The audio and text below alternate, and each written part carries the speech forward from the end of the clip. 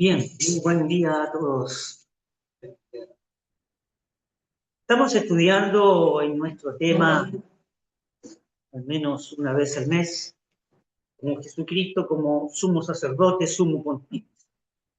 Pero hoy nos toca analizar acerca de Cristo y Melquisedec. Vamos a leer entonces en Hebreos capítulo 7, y vamos a leer los primeros 4 textos de este capítulo. Hebreos 7, del 1 al 4, entonces. La palabra del Señor dice así: porque este Melquisedec, rey de Salem, sacerdote del Dios Altísimo, que salió a recibir a Abraham, que volvía de la derrota de los reyes, y le bendijo, a quien asimismo dio a Abraham los diezmos de todo, cuyo nombre significa primeramente rey de justicia y también rey de Salem, esto es, rey de paz. Sin padre, sin madre, sin genealogía, que ni tiene principio de día ni fin de vida, sino hecho semejante al Hijo de Dios, permanece sacerdote para siempre. Considerad pues cuán grande era este, y a quien aún Abraham, el patriarca, dio diezmos del bodí. Que el Señor bendiga su palabra. Muy bien. Entonces, con esta porción vamos a analizar la semejanza que hay entre el sacerdote Melquisedec y Cristo. Entonces encontramos algo muy fundamental en la Escritura, que como primer punto lo vamos a determinar. El llamamiento de Dios constituyendo a Jesucristo como sumo sacerdote, sumo pontífice, tiene un fundamento escritural en el Antiguo Testamento. Y eso es lo que vamos a ver. Es decir, el Señor no se constituyó él mismo como sumo sacerdote o como un sumo pontífice. La Escritura, ¿no es cierto? En la Escritura inspirada por el divino autor hallamos el fundamento escritural de por qué él vino a ser ahora, en el día de hoy, un sumo sacerdote. Entonces el autor divino expresa aquí en el texto que acabamos de leer, en el epístolo de Hebreos, la referencia detallada a Melquisedec. Fíjese que habla de este Melquisedec, según lo que hemos leído, es un sacerdote, ¿no es cierto?, de Salem. Salem era Jerusalén, antes de ser Jerusalén. Salem es la ciudad de Jerusalén antes de ser Jerusalén. Se llamó Salem. Entonces, este sacerdote llamado Melquisedec era rey de Salem y era sacerdote del Dios Altísimo, ¿no es cierto?, en esa ciudad. Pero fíjese que el autor aquí de la epístola de los Hebreos no trata a Melquisedec como una figura histórica, sino que hace de la descripción del Antiguo Testamento, la hace desde el punto de vista de su sacerdocio. Es decir, la epístola de los Hebreos abunda en la enseñanza de Melquisedec. Y fíjese que esto lo hace del gran anuncio del Salmo 110, el texto 4. Leamos el Salmo 110, el texto 4. ¿Qué dice? Vamos a esperar que se despliegue en la pantalla el Salmo 110, el texto 4. Juró Jehová y no se arrepentirá, tú eres sacerdote para siempre según el orden de Melquisedec. Fíjese entonces, la epístola expone en detalle lo que el Salmo que acabamos de leer manifiesta. Es decir, que Cristo es un sacerdote eterno o eternamente según el orden de Melquisedec. Entonces hay una semejanza. La epístola ya ha hecho antes 3 menciones del gran pasaje este. Fíjese que en Hebreos 5:6, ¿qué dice Hebreos 5:6? Hebreos capítulo 5, el texto 6, ¿qué dice? Dice, como también dice en otro lugar, tú eres sacerdote para siempre según el orden de Melquisedec. También habla en capítulo 5, el texto 10, y fue declarado por Dios según sacerdote según el orden de Melquisedec. Y en el capítulo 6, el texto 20, dice, donde Jesús entró por nosotros como precursor, hecho sumo sacerdote para siempre, según el orden de Melquisedec. O sea,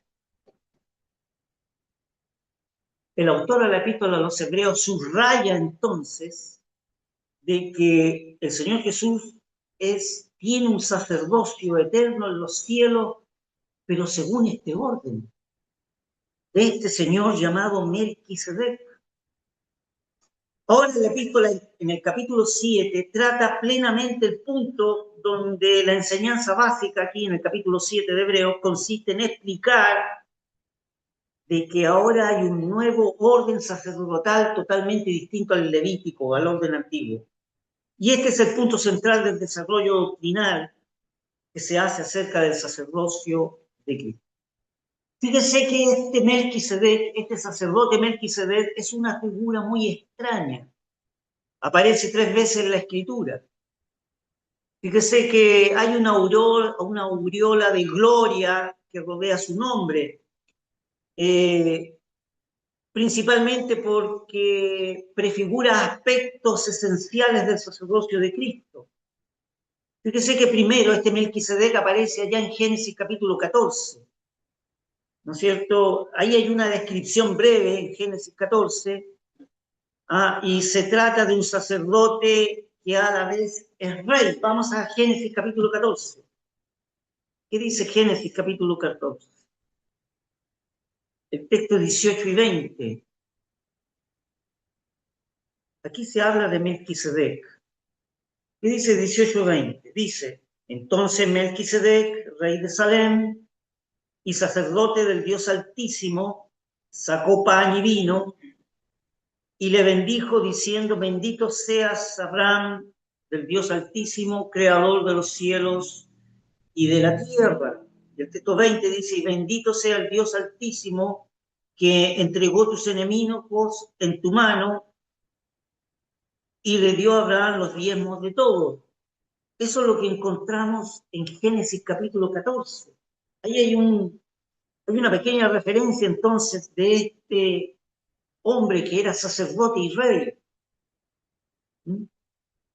Fíjese que Abraham, el padre de la fe, recibe a Abraham después de la batalla. Abraham había ido a una batalla, ¿no es cierto? Y recibe a Abraham después de la batalla este sacerdote. Y este sacerdote le ofrece pan y vino a Abraham. Y Abraham le da los diezmos, y este sacerdote recibe los diezmos, ¿no es cierto?, de Abraham y lo bendice. Hasta ahí se corta la revelación bíblica en Génesis. No hay más mención de este suceso en Génesis. Pero sigue la revelación bíblica tiempo después, luego de un largo silencio, ¿no es cierto?, en cuanto a este personaje, Melquisedec, donde vemos que la historia de Génesis es breve, pocos detalles y termina. Pero este sacerdote rey de Salem deja una tremenda impresión en Abraham. Fíjese como segundo paso, entonces ahora el Salmo 110, donde hemos leído, unos 1000 años después, aparece algo más de este Melquisedec. El Salmo 110, en el texto 4, dice, juró Jehová y no se arrepentirá, tú eres sacerdote para siempre según el orden de Melquisedec. Aquí el salmista entonces está pensando en un sacerdocio mesiánico y atribuye este sacerdocio mesiánico del Mesías, lo atribuye pensando en cómo era el sacerdote Melquisedec, el que se habló allá en Génesis. Es decir, cuando el salmista escribe, juró Jehová, Dios, y no se arrepentirá, y predice de que el Mesías iba a ser un sacerdote para siempre, entonces el salmista lo asemeja a cómo era el sacerdote que recibió Abraham unos 1000 años antes, que era sacerdote del Dios Altísimo y era rey. Entonces el salmista habla que el Mesías iba a tener un sacerdocio eterno como el de Melquisedec. Y el salmista queda ahí. Si ustedes ven en todo el Salmo 110, esta es la única porción que habla acerca del Mesías como sacerdote. Entonces el salmista no avanza en el pensamiento, no desarrolla el pensamiento, no hay más revelación. Entonces ya tenemos dos revelaciones, una en Génesis, 1000 años después, lo que dice el salmista de este Melquisedec. Entonces no debemos olvidar, ¿no es cierto?, de que Jehová, también tenemos, a ver, otro pensamiento aquí, no lo desarrollé ya. No se debemos olvidar que Jehová dijo a mi Señor, es decir, dijo a Jehová mi Señor, el Mesías, el Cristo, siéntate a mi diestra. ¿Mm? El Mesías entonces es invitado a sentarse a la diestra del trono de Dios. Es decir, cuando Cristo resucita, es invitado a sentarse a la diestra del trono de Dios. Es decir, ocupa un lugar de honor. Y eso tiene que ver con la resurrección. El hecho de que triunfó en la cruz, murió en la cruz por nuestros pecados, para que todo aquel que en él creyese no se pierda, dice la Escritura. El Señor Jesús resucitó. Y como resucitó triunfante, triunfó sobre el pecado, triunfó sobre el mundo, triunfó sobre Satán, el enemigo de Dios, es invitado ahora a sentarse a la diestra de Dios. Y eso es debido a la resurrección que tuvo Cristo. Entonces la expresión siéntate sugiere que su obra expiatoria ha sido consumada. Y esa expresión siéntate a mi diestra sugiere que la comunión con el Padre ha sido totalmente restaurada. Fíjese que hay otro punto de importancia. Otro punto de importancia. Un minuto, por favor.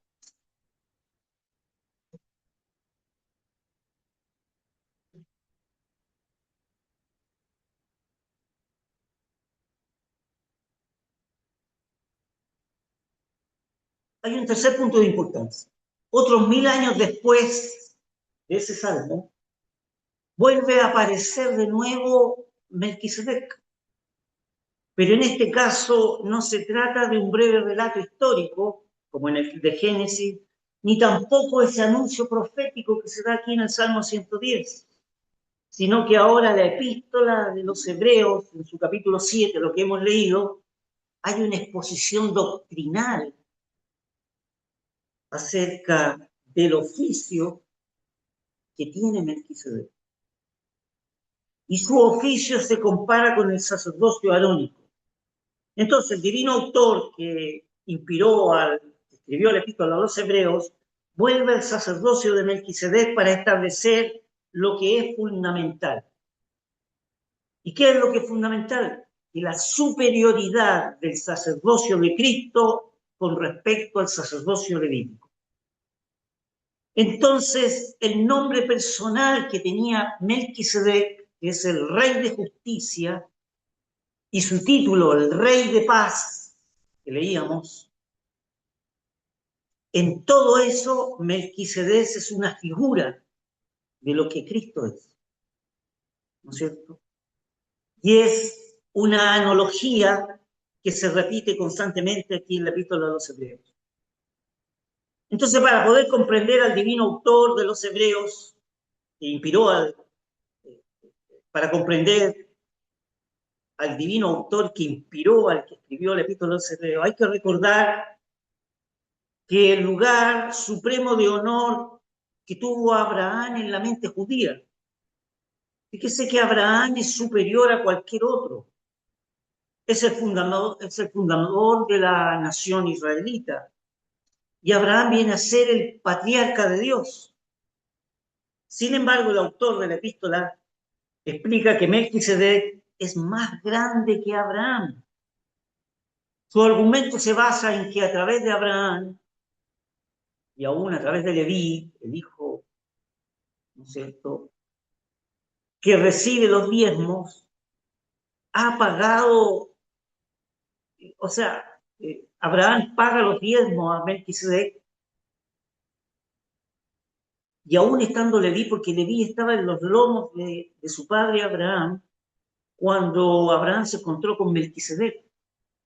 Y de Leví viene la línea sacerdotal arónica. Entonces, dado que Cristo es sacerdote según el orden de Melquisedec, él es superior al orden de sacerdocio, el sacerdocio levítico que ejercían y ministraban en el templo. Entonces, el escritor recuerda aquí en Hebreos 7:3 que dice que Melquisedec era sin padre, sin genealogía, que no tiene principio de día ni fin de divinidad, sino que es semejante al Hijo de Dios que permanece para siempre según el orden. Entonces, lo que se hace mención ahí es que no se hace mención de los antepasados de Melquisedec, ni de los descendientes de Melquisedec, ni tampoco del nacimiento o de la muerte. El silencio de la genealogía de Melquisedec se pone de manifiesto y se enfatiza radicalmente para concretar el tipo de sacerdocio que era Cristo. Entonces, Melquisedec viene a ser un tipo de Cristo. La palabra guarda silencio sobre los antepasados de Melquisedec. La palabra no menciona absolutamente nada. ¿Cuál era la genealogía de Melquisedec? Dice que Melquisedec, dice, sin padre, sin madre, sin genealogía. No es que no lo tuviera, sino que la palabra del Señor guarda silencio con respecto a su descendencia. ¿Por qué? Ese silencio es muy significativo. Es porque Melquisedec va a ser un tipo de Cristo. Y Cristo es eterno, ¿verdad?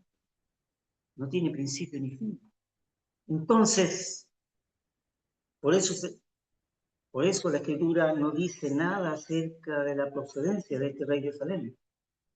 Este silencio sin duda intencionado y debe entenderse en el sentido propio del pasaje inspirado por el propósito tipológico que tiene. El silencio de Dios puede ser aquí muy elocuente y hasta puede ser solemne, fíjate. Entonces, la historia no escrita de Melquisedec obedece a un propósito divino y el Espíritu Santo interpreta mediante la omisión deliberada el carácter eterno e inmutable del sacerdocio de Cristo. Eso es lo que se quiere recalcar. Entonces, en términos de comparación entre ambos sacerdocios, el sacerdocio arónico y el de Cristo, es el sacerdocio de Melquisedec. El divino autor va a demostrar que el sacerdocio de Cristo es superior al de Aarón, porque es según el orden de Melquisedec, un nuevo orden de sacerdocio. Que el sacerdocio de Melquisedec sea superior al arónico, o sea, al levita, se basa en dos razones. Abraham pagó los diezmos a Melquisedec, y en que este Melquisedec bendijo a Abraham. Entonces, la primera mención del hecho de que Abraham pagara los diezmos a Melquisedec subraya en la mente del escritor de los Hebreos la grandeza de la persona de aquel sacerdocio del Dios Altísimo. era tremendamente grande, el porte espiritual de este sacerdocio, de este sacerdote Melquisedec, era muy alto. Por lo tanto, Abraham mismo reconoció esta superioridad al pagarle los diezmos. Y también Leví, que estaba en los hombros de Abraham, de quien descienden los sacerdotes hebraicos, le pagó también los diezmos, porque al pagar a Abraham, no solo pagó los diezmos de él, sino que los de Leví. Segundo, dice además, considerad pues cuán grande es este, Melquisedec, que bendijo al que tenía las promesas. Entonces invoca entonces al principio de que el menor es bendecido por el mayor. Entonces la conclusión aquí es ineludible o inevitable. Primero, Melquisedec era mayor que Abraham. El sacerdocio levítico procede de Abraham entonces.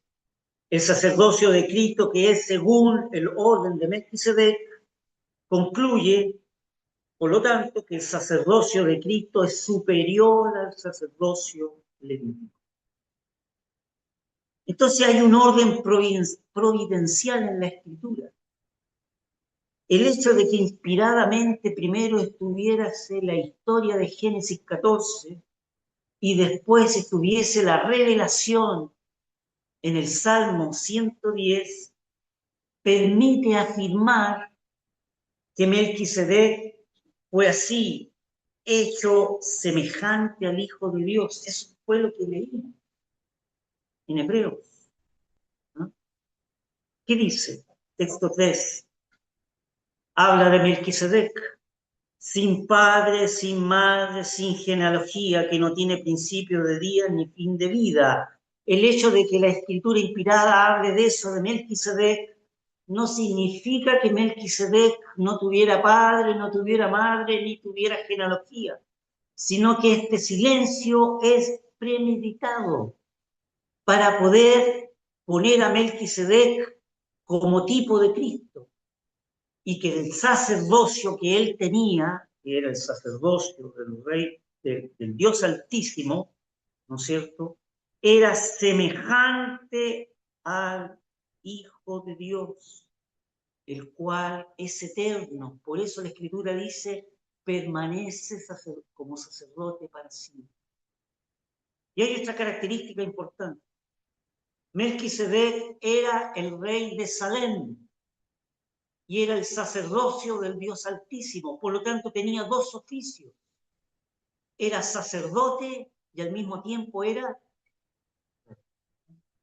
Y el Señor Jesús es el único que tiene los dos oficios.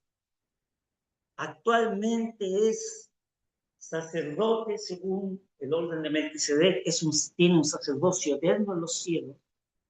Y en segundo lugar, él es Rey de Reyes y Señor de Señores.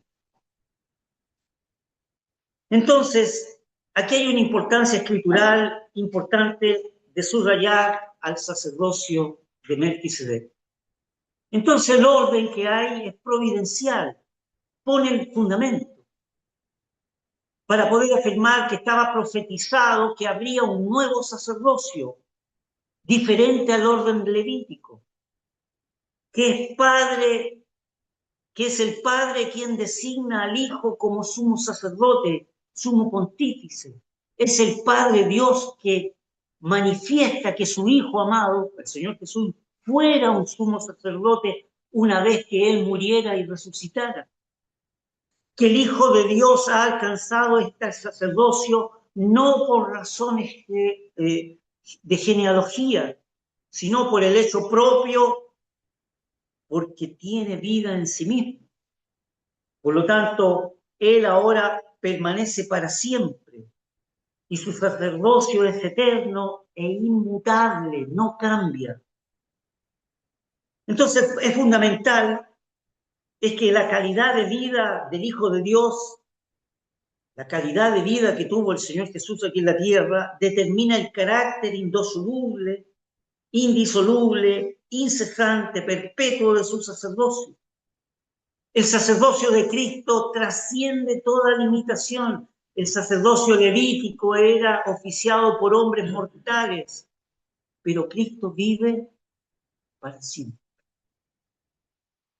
No está diciendo aquí que Melquisedec fuera inmortal o que no hubiera tenido padres humanos, como decíamos, sino que se está interesado en un sacerdocio más grande que cualquier otro sacerdocio hubiera surgido del orden sacerdotal, del orden levítico.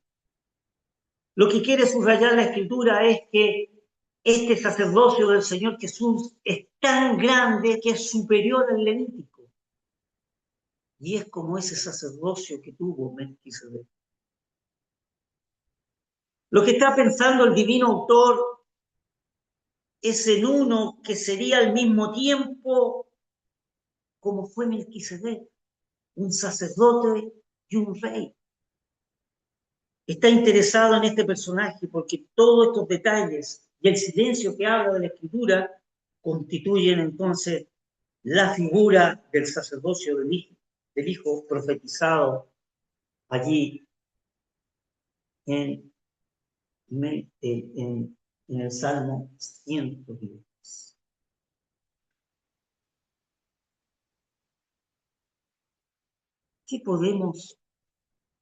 ¿Qué enseñanza podemos encontrar para el consuelo de nuestros corazones?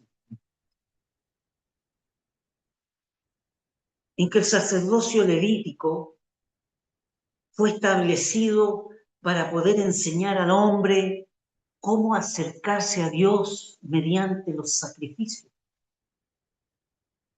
Que el sacerdocio levítico cumplía todo el ceremonial porque Dios estaba encerrado en un habitáculo en el cual Dios no podía tener acceso. Y el hombre estaba fuera, a la puerta de un tabernáculo o del templo, indigno de poder acercarse a Dios si no es a través de un sacrificio. Eso es lo que nos enseña el sacerdocio levítico. Y nos habla de la muerte de Cristo en la cruz. No podemos nosotros acercarnos a Dios porque somos personas manchadas, pecadoras, caídas. Por lo tanto, para poder acercarnos a Dios ahora, tiene que ser mediante un sacrificio.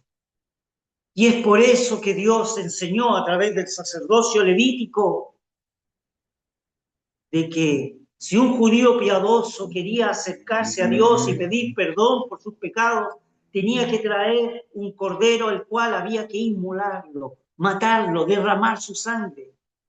Y la Escritura dice que sin derramamiento de sangre no hay perdón de pecado. Es decir, sin una muerte intermedia no hay perdón de pecado. Ese cordero era sin tacha, es decir, sin defecto, inocente, y moría por un culpable. El sacerdocio entonces levítico nos enseña de que el hombre no puede acercarse a Dios si no es por medio de un sacrificio. Y el sacrificio que se ha hecho es de un animal sin defecto que murió en lugar por el pecador. Es decir, todo ese ceremonial nos enseña lo que Cristo hizo en la cruz. Cristo murió por el más vil pecador. Y Él derramó su sangre como el Cordero de Dios y quita a todo aquel que en Él cree el pecado. Entonces el hombre puede tener acceso a Dios. Pero el sacerdocio de Melquisedec no es el sacerdocio levítico, es decir, es de otro orden. Y al ser de otro orden, entonces tiene otra enseñanza, que es superior al sacerdocio levítico. Es decir, la enseñanza que traemos del sacerdocio de Melquisedec es que es la bendición de un sacerdote que es eterno y es superior, mucho más grande del levítico. Es decir, se ve un sacerdocio de amor. Y es por eso que la Escritura dice de que el sacerdocio de Cristo ahora es muy superior al sacerdocio levítico y es un sacerdocio de amor porque Él es eterno y además de eso, ahora Él intercede por los suyos por siempre. Entonces, como conclusión, el sacerdocio de Cristo es de orden superior al levítico y lo ha reemplazado. Y ese será el tema que tendremos hoy día en la reunión de esta noche. Cómo Dios, cómo Cristo ha reemplazado este sacerdocio levítico. Vamos a quedar hasta aquí. Que el Señor bendiga su palabra. Oremos al Señor. Queremos darte gracias, tu Padre Celestial, por lo que revela tu palabra. Queremos darte gracias porque lo que está inspirado en tu palabra es la profundidad y el orden espectacular de lo que Cristo ha hecho por nosotros. Si bien Él murió en la cruz por nuestros pecados y derramó su sangre para todo aquel que en Él creyese, pudiese tener vida eterna, ahora no queda allí el oficio del Señor, sino que resucitado, triunfante en esa cruz, que triunfó sobre el pecado, sobre el mundo y sobre Satán, el adversario de Dios, ahora está a la diestra de tu trono, intercediendo por su pueblo y siendo un sacerdocio eterno para siempre. Y es por eso que este sacerdocio es presentado en la Escritura aquí, en ese aspecto, como según el orden de Melquisedec.